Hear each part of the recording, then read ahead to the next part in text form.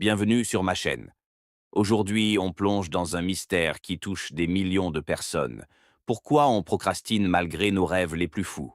Tu sais, ce moment où tu rêves de lancer ton business, d'écrire ce livre, ou simplement de ranger ta chambre.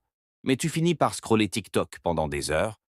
C'est pas de la paresse, c'est un paradoxe humain profond. Laisse-moi te raconter une histoire que j'ai imaginée pour illustrer ça.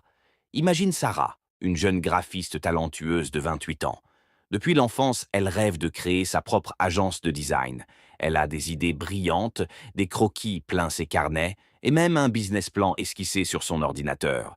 Chaque matin, elle se réveille motivée, se promettant «Aujourd'hui, je contacte mes premiers clients». Mais voilà, le doute s'installe. Elle ouvre son téléphone pour juste vérifier les mails. Et 3 heures plus tard, elle est perdue dans un vortex de vidéos drôles sur les réseaux sociaux. Le soir venu, son rêve n'a pas avancé d'un pouce, et elle se couche avec ce poids de culpabilité. Sarah n'est pas paresseuse. Elle est prisonnière de paradoxes humains qui la bloquent sans qu'elle s'en rende compte. Selon des études psychologiques, 20% des adultes sont des procrastinateurs chroniques, et ça coûte des milliards en productivité perdue chaque année. Mais voici le twist. Ces contradictions dans notre nature humaine expliquent tout. Dans cette vidéo, je te révèle le top 5 de ces paradoxes qui t'empêchent d'avancer. À la fin, tu auras des astuces pour les vaincre.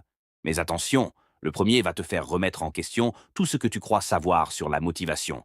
Reste jusqu'au bout, car le numéro 5 est le plus vicieux et pourrait bien être ton ennemi invisible.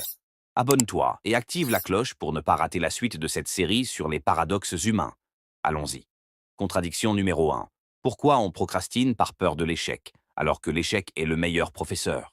C'est un paradoxe classique de la nature humaine. Notre cerveau est câblé pour éviter la douleur. C'est une survie évolutionnaire. Mais en repoussant les tâches vers nos rêves, on évite le risque et on stagne. Pour te faire sentir ce paradoxe, voilà une histoire que j'ai créée. Rencontre Alex, un ingénieur logiciel de 35 ans, passionné par l'innovation. Depuis des années, il caresse l'idée de développer une app révolutionnaire pour aider les gens à gérer leur santé mentale. Il a les compétences, les outils et même des bêta-testeurs potentiels dans son entourage. Un soir, il s'assoit devant son ordinateur, prêt à coder le prototype. Mais soudain, une voix intérieure surgit. Et si ça plante? Et si personne ne l'utilise? Tu vas perdre des mois pour rien. Au lieu de commencer, Alex ferme son laptop et allume la TV pour se détendre. Des semaines passent, mais son idée reste au stade de notes sur son téléphone. Pourtant, Alex sait que des génies comme Steve Jobs ont essuyé des échecs cuisants avant de triompher. Le NXT Computer a été un flop avant le retour triomphal chez Apple. Mais sa peur primale l'emporte, le piégeant dans l'inaction. Prends l'exemple de Thomas Edison. Il a échoué 10 000 fois avant d'inventer l'ampoule. Sans ces échecs, pas de succès. Pourtant, des recherches montrent que la peur de l'échec pousse 70% des gens à procrastiner, créant un cercle vicieux de regrets et de honte. Imagine, tu rêves de lancer un podcast, mais tu remets à demain parce que et si personne n'écoute. Résultat, ton rêve reste un fantasme, mais voici l'intrigue. Cette peur est souvent irrationnelle, amplifiée par nos biais cognitifs. Et si je te disais que le vrai danger n'est pas l'échec, mais l'inaction?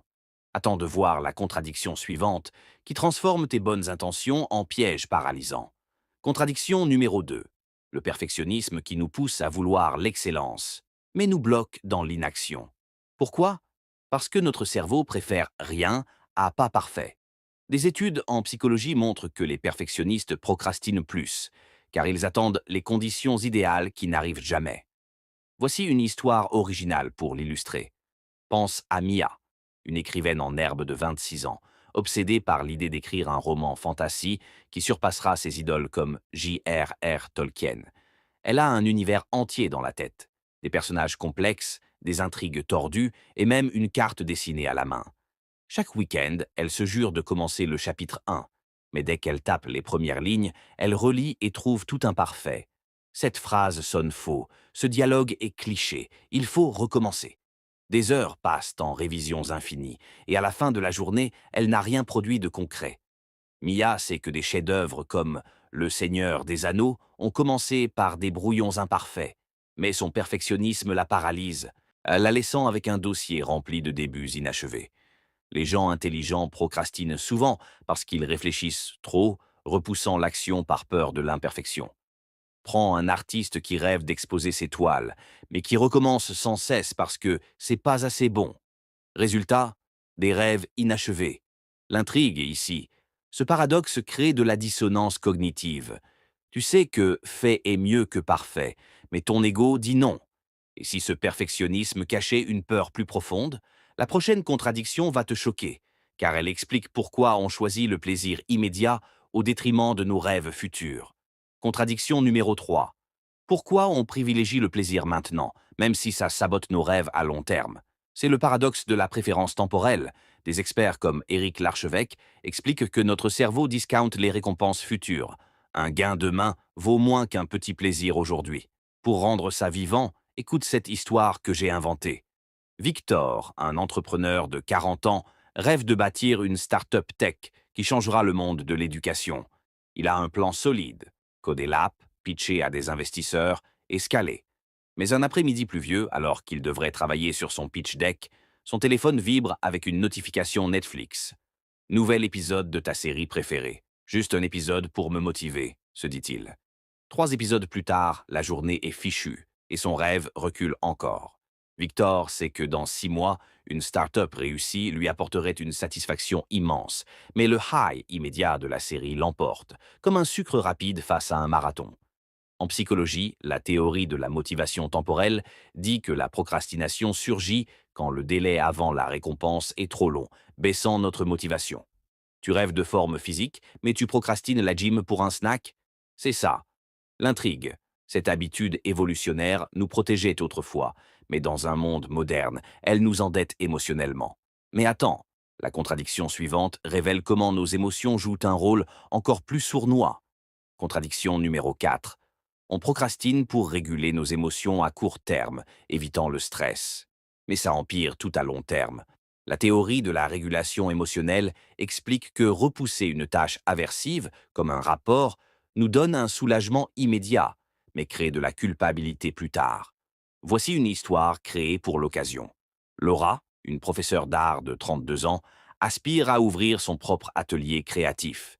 Elle doit rédiger un business plan pour obtenir un prêt, mais la tâche l'angoisse. Chiffres, projections, paperasse.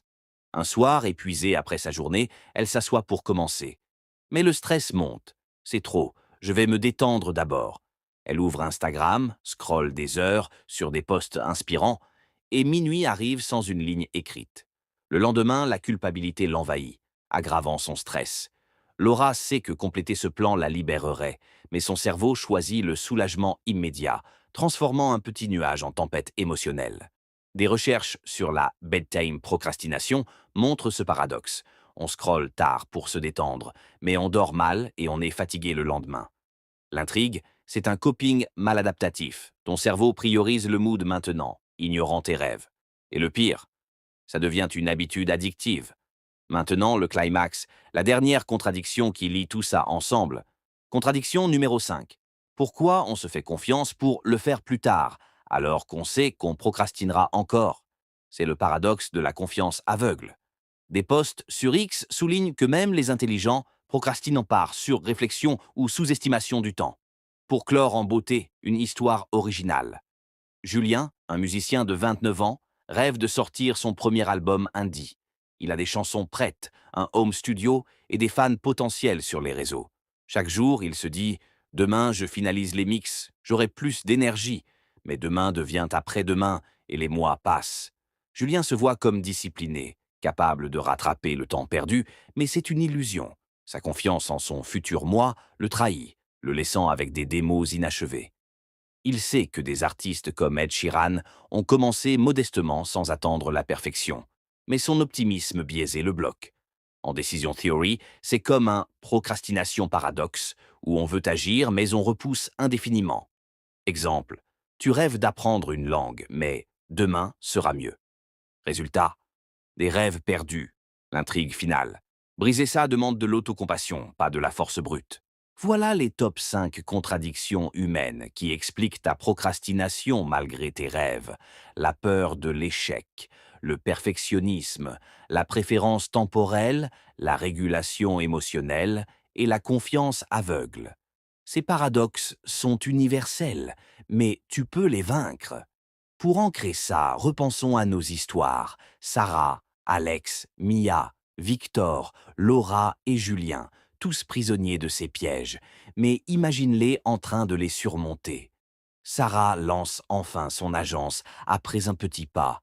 Alex code son app et pivote sur les échecs. Mia publie son roman imparfait et le raffine. Victor priorise son pitch et récolte les fruits.